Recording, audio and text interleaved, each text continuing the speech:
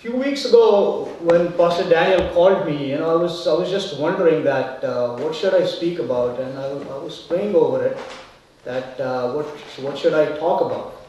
And as I was thinking about this, I happened to prepare for the Sabbath school lesson, the last lesson, the 13th quarter lesson, which was about living in the millennium. And I have a very good sense of imagination. Maybe most of you do. So as I was imagining myself what it will be living in heaven and how it will be living in New Jerusalem, I was just saying to myself that how good it will be to see everyone that I know in heaven, how good it will be to see everyone that I know in New Jerusalem. And from there on, I started to think that, I should speak about this. And I picked the title of the sermon today, How Near is Near. How near is near. There are a lot of sermons, a lot of people, they preach about this, they've preached about it. A lot of websites set up. 3ABN is working constantly. Amazing Facts is working constantly on how soon Jesus is coming, and a lot of prophecy seminars are being held. And we've attended these, some of us have attended these seminars, most of us have watched these sermons. But then, even then, sometimes I feel that there is a part of our mind that tends to lose that thought, tends to get away from that thought, which should be settled in our innermost being, that Jesus is coming soon, and we should be just ready for that. Many of us, maybe we are just too busy with our work, busy with children, and we lose that thought. So my sermon today will be just a kind of reminder. I'm not a very good speaker, but I'll try my best. This is a good reminder that we are living in the last days. His coming is imminent, coming is soon. If you go through newspaper, after I started preparing for this sermon, every day when I was flipping the pages of newspaper, I was saying to myself that all the signs are in the papers, and how can we miss all these signs? A few weeks, we were still in 2012, and the radio, 1010 radio, they had a survey done on which was the most common word used in 2012. Most common word used in 2012. And the word was apocalypse.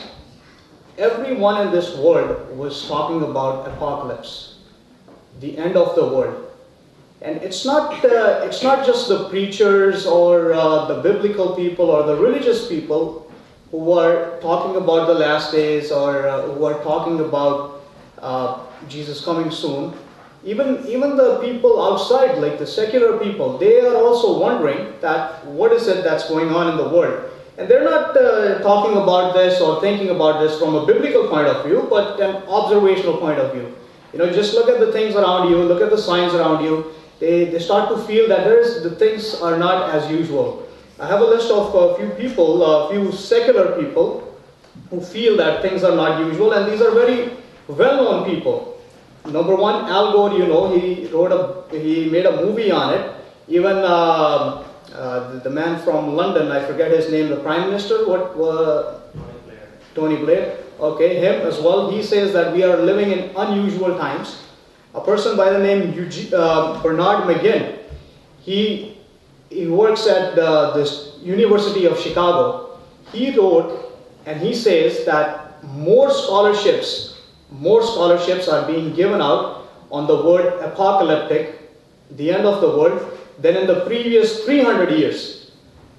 More and more people want to research and want to find out that what is it that's going on in the world, and they are giving out scholarships. Whoever wants to research on this topic, the colleges are giving out scholarships on this topic.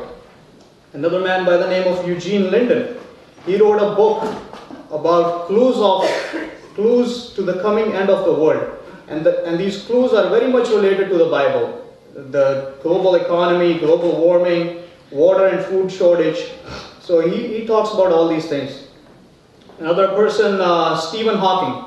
I don't know, some of us know about Stephen Hawking. He is said to be one of the most intelligent scientific brain alive. Of course, he believes in evolution. He doesn't believe in Christianity or Bible.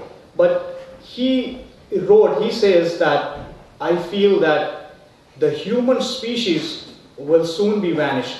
Some kind of atrocity or something will come on human species that no more humans on this earth. But he says that, however, if we can stop killing each other for 100 years, enough technology will be developed to transport mankind to other planets.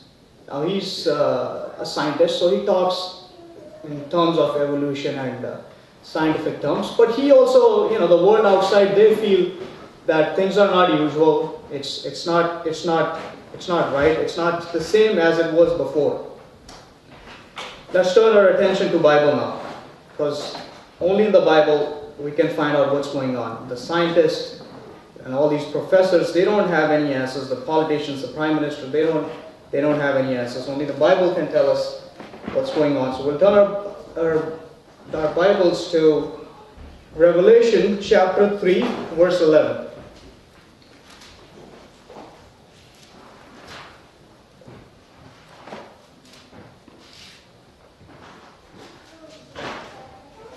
Says, I am coming soon. Hold on to what you have, so that no one will take your crown. Also, we'll read Revelation chapter 22, verse 7, chapter 22, verse 12, and 22, verse 20. So 22:7 says, Behold, I am coming soon. Blessed is he who keeps the words of the prophecy in this book. 22:7, 22:12. Behold, I am coming soon. My reward is with me, and I will give to everyone according to what he has done. 22:20. He who testifies to these things says, Yes, I am coming soon. So we see in the book of Revelation that there is a sense of urgency here. 3-4 different verses talks about he is coming soon. He is coming soon. And I really feel that his coming is very near. And we are living at the times where he's just delaying in coming. And we should just keep up with this and stay on track and not get distracted with the things in this world. I feel as we talk about his coming soon, there are three kind of people living in this world. There is one group who feel that he is coming soon and who believes in that. Then there is one group who feels that things are not usual, like this I just told you about, the secular people, and they wonder what's going on in the world. And then there is another group who feel that things will remain as it is, and Jesus is not coming, and everything will remain as it is.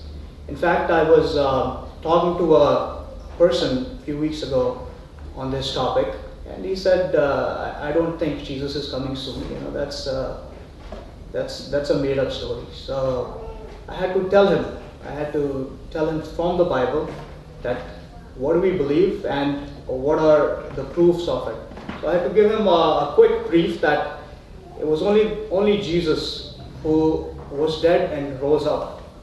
And when he rose up, the disciples who were looking at him, the angels told the disciples that the same way you see him go up, you will see him come down. And it's those disciples who spread that word that he is coming soon. So the thought that I want to leave with you is that he is coming soon. And there are people out in the world who are thinking that yes, we are not living in usual times. Things are not as usual. And his coming is very soon. I just want you to ponder on this thought, that his coming is very soon. Matthew 24, verse 42. Jesus says here, Therefore keep watch, because you do not know what day your Lord will come. 1 Thessalonians chapter 5, verses 4 and 6. But you, brothers, are not in darkness, so that this day should surprise you like a thief. So then, let us not be like others who are asleep, but let us be alert in self-control. Paul knew that people in the last days, they might sleep. So he says that let us be sober and let us be alert. Peter also writes that it's almost at hand, so you better watch. Jesus tells us to watch. Paul tells us to watch. Peter tells us to watch. John tells us to watch. What does this tell us? His coming is soon. It's very soon. Now you might wonder that what do we watch for? Which is a very logical question. Even the disciples, when Jesus was here on earth, even the disciples, they were wondering, and they asked Jesus that, Jesus, what will be the signs of your coming? Read that in Matthew 24, verse 3. Says, as Jesus was sitting on the Mount of Olives, the disciples came to him privately. Tell us, they said, when will this happen, and what will be the sign of your coming and the end of the age? So the disciples were wondering that what will be your signs of coming, just like we are wondering, what do we watch for? So the disciples also asked Jesus that what will be the signs of your coming, what do we watch for? And it's these signs that I will tell you about today, the 10 signs. Most of these signs are given by Jesus, and some of them are by Timothy. So I'll talk about these signs. So the first sign Jesus gives is Matthew chapter 24, verses 4 and 5. Jesus answered, watch out that no one deceives you, for many will come in my name, claiming I am the Christ, and will deceive many. So first sign Jesus gives is that many will come in my name and will deceive many. Jesus didn't say 1 or 2 or 10 will come. He said many will come and will deceive many. Not few hundreds, few thousands, many will be deceived. And as I was preparing for this, I just Googled false Christ, and you could see the numbers of false Christ, the number of people who have claimed to be Christ. A lot of people, and they have a lot of followers. Many will come and deceive many. I have told you about this man in Florida, who is from Mexico, Puerto Rico, I believe, who claims to be Christ. He has millions of followers. There's another man in Russia. He was an ex-cop. He has a lot of followers who claims to be Jesus. Jim Jones, Moonites, Sung Young Moon. All these people, I can just count on my fingertips, a lot of them. But there are many that we don't even know of, who have not reached the Google website or the internet. There are many, and many will deceive, and many will be deceived. Millions of followers in Florida. Another interesting character that I came across while I was preparing for the sermon, a man in Philippines. This man, his name is Apollo Cubilo. So he's a pastor who claims to be Jesus in Philippines. ABC News, they interviewed him.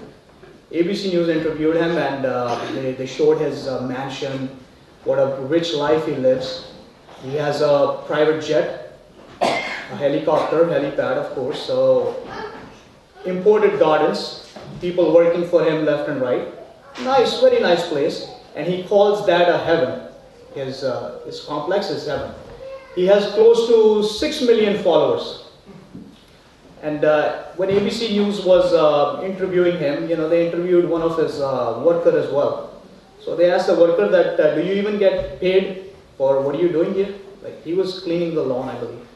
So he said yes. So they asked him how much. $40 a month.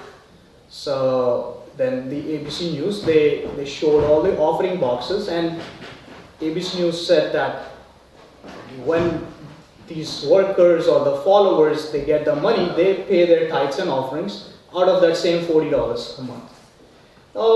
Just to give you a little bit of a thinking thought, if you just do a little math here, this man has close to 6 million followers. 4 million followers live in Philippines. 2 million lives in other countries.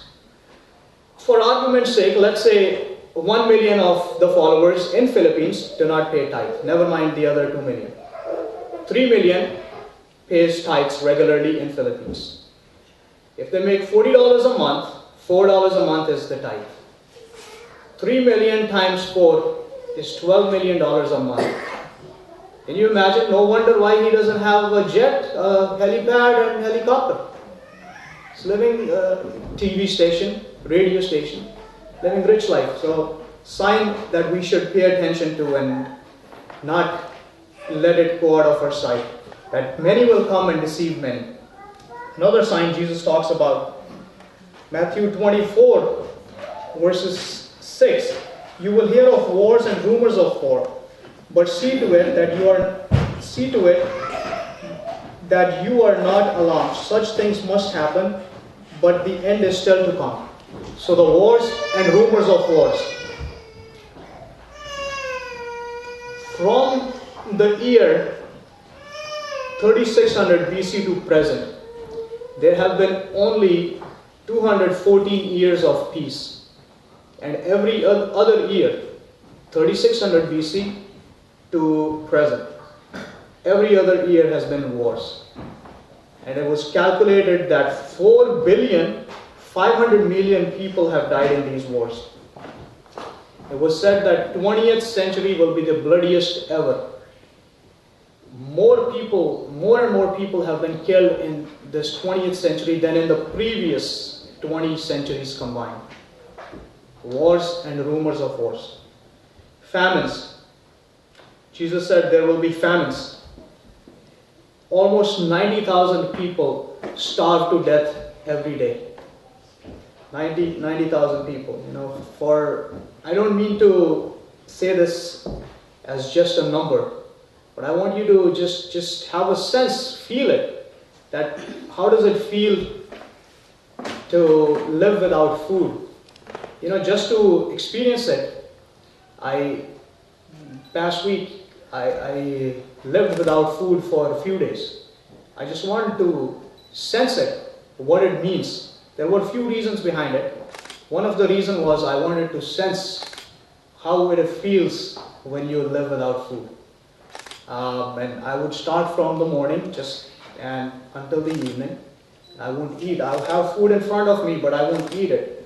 It made me grew stronger. My willpower was getting stronger and stronger.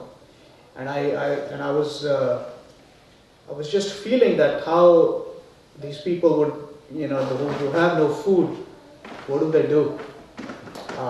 It is said that more than 1 billion of population, they live on less than $1 a day, which means that they either have no food or they have very little food. So there will be famines. I have a list of 10 pages long, a list of famines. I don't like seeing sleeping faces when I speak, so I won't read to you this, but it's about 5 pages long. Famines, list of famines. Millions have died in famines. There was a girl found in Mumbai, found in the slums, dead. And when they did an autopsy on her, a young girl, 13, 14-year-old girl, they did an autopsy on her, they found garbage in her belly. Plastic, garbage, bottles. And it was later found out that this girl was kidnapped, raped by a few men, and when they got tired of the girl, they just threw her in the slums, and to survive, she was eating the garbage. So this is the world that we live in, and we are living at that time where all the signs have come to pass. Pestilences. Jesus said there will be pestilences in the last days. Diseases with no cure. AIDS have no cure. I could only find until 2009, since discovery, due to AIDS, 30 million people have died. And there is a flu going on right now. Brother Bhaskar was telling me this morning, he called Brother Dean's brother. His daughter is sick, flu. Chicago, someone has flu. Flu is just going on. Can you just think of it? 42 states and everyone has flu. We don't have to be genius to look at these signs and think that we are not living in last days. It's there. Everything is there. All the signs are there. Earthquakes. Jesus said there will be earthquakes. 1986 to 1996, only 15 major earthquakes were reported. USGS website. This is a good website with the proper information. 15 major earthquakes, 7.0 magnitude and up. 97 to 2007, the number went to 99 major earthquakes. Tsunami 2004, 250,000 people died. Maybe even more. We are living in the times where His coming is just any time. Destructive weather pattern. Let's read Luke chapter 21, verses 25 and 26. There will be signs in the sun, moon and stars on the earth. Nations will be in anguish and perplexity at the roaring and tossing of the sea. Men will faint from terror, apprehensive of what is coming on the world.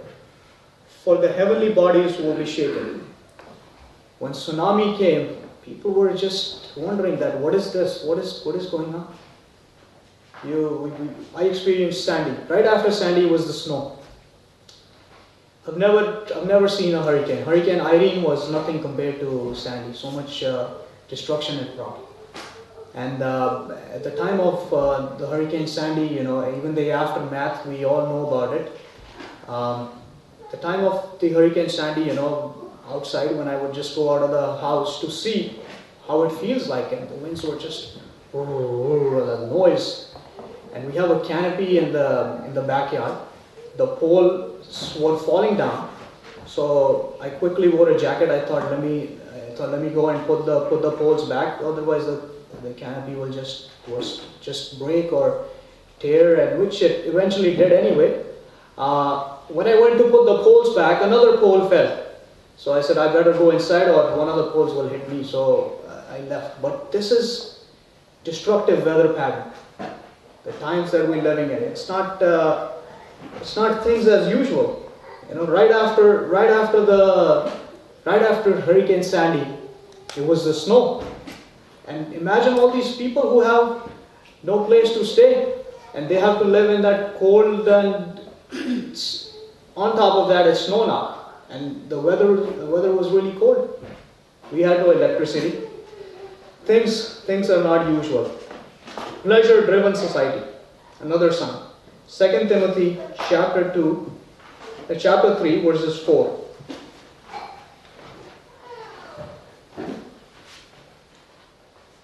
People in the last days, they will be treacherous, rash, conceited, lovers of pleasures rather than lovers of God. Lovers of pleasure rather than lovers of God.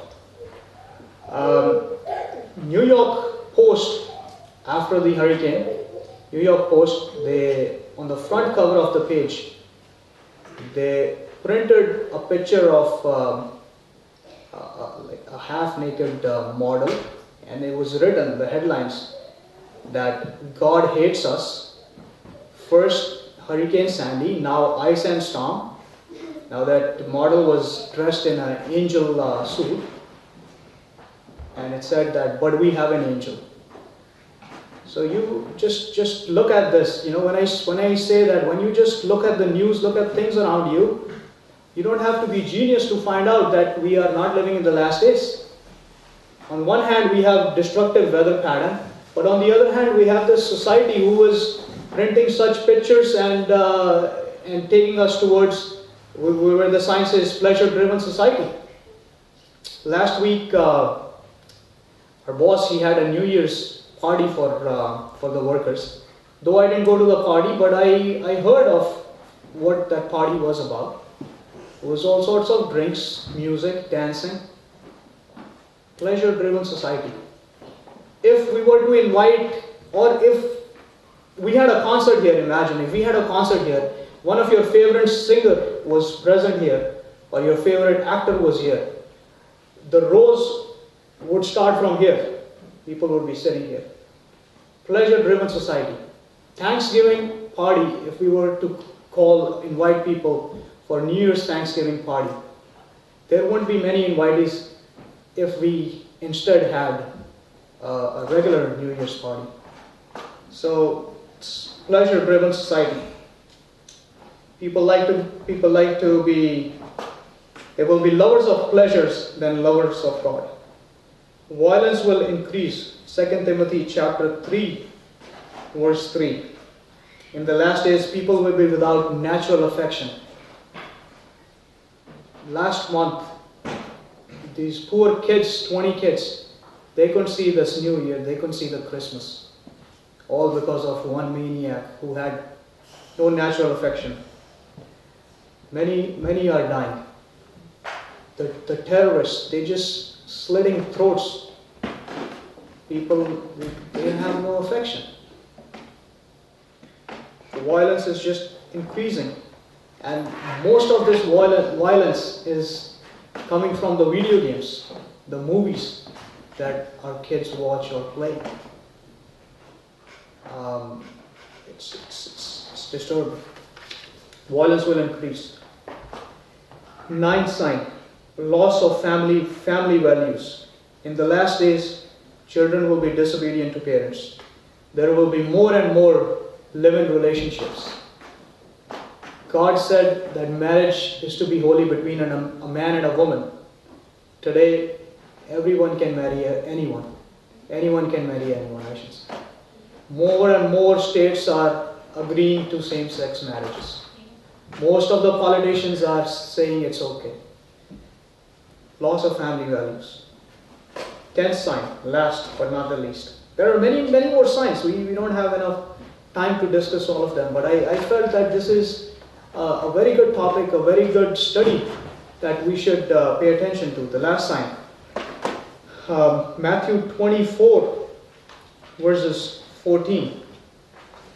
Jesus says that, and this gospel of the kingdom will be preached in the whole world as a testimony to all nations, and then the end will come. Do you not think that the gospel is being preached to the whole world right now? You turn the TV on, you have cable, you can go to 3 a.m. You turn the internet on, you want to go Amazing Facts, Hope TV, anything, it's there. The gospel is being preached, and there are many people are just going missionary workers, and they're spreading the word. The gospel is being preached, and after this, the end will come. Jesus, God, He wants to save everyone. He didn't say that many will believe, but He said when the word is preached, then the end will come. So we are living at a time that where His coming could be just any day, any time. Based on this signs, do we believe that Jesus is coming soon? So let's not be distracted, and let's not be carried away with the things of this world, and lose that thought that we are waiting for His coming. Peter says watch, Jesus says watch, Paul says watch, John says watch, Jesus says watch. But what do we watch for? We're busy watching the TV, busy watching movies.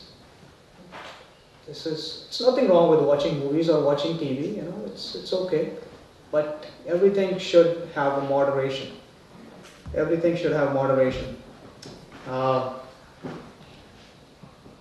Number 7 is it's a number that signifies perfection, and it's been very special for Jesus. 6 days He created the world, 7th day He rested.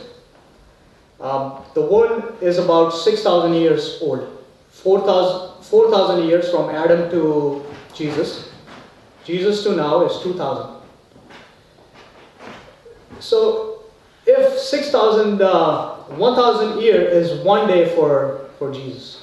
So if 6 days for Jesus is gone, 6,000 years have gone, do you not think that maybe 1,000 years millennium in heaven?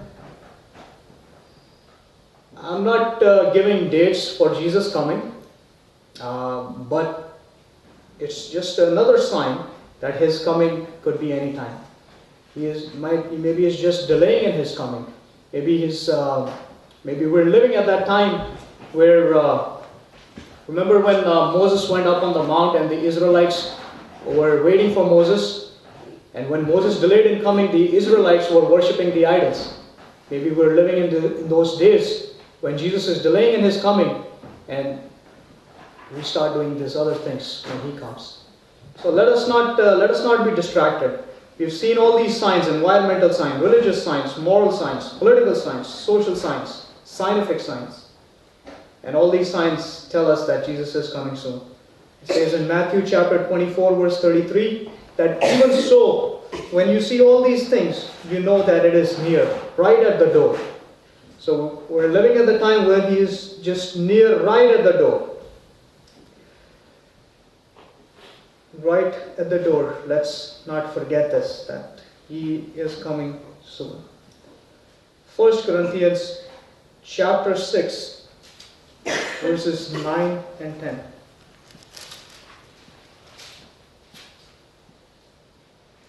Do you not know that the wicked will not inherit the kingdom of God? Do not be deceived, neither the sexually immoral, nor idolaters, nor adulterers, nor male prostitutes, nor homosexual offenders, nor thieves, nor greedy, nor drunkards, nor slanderers, nor swindlers will inherit the kingdom of God. Revelation chapter 22, verses 15. Outside, inside are the good, outside are the dogs, those who practice magic arts, sexually immoral, the murderers, the idolaters, and everyone who loves and practices falsehood. So we see here that unrighteous people do not enter the kingdom of God. You know, if there is anything in our life that needs to be changed, we should pray about it and surrender ourselves to God. You know, we're not perfect people. None of us are. But we need to learn to depend upon Him and pray that may He take away all the evil, the corrupt things that are in us, and to make us better people. And let us be ready when He comes. When the Master comes and He finds His servant doing what he was told to do, how happy is that servant. So may we not get distracted, and may we just keep up with this thought and remember that He is coming soon. With this thought, we'll sing song number 296.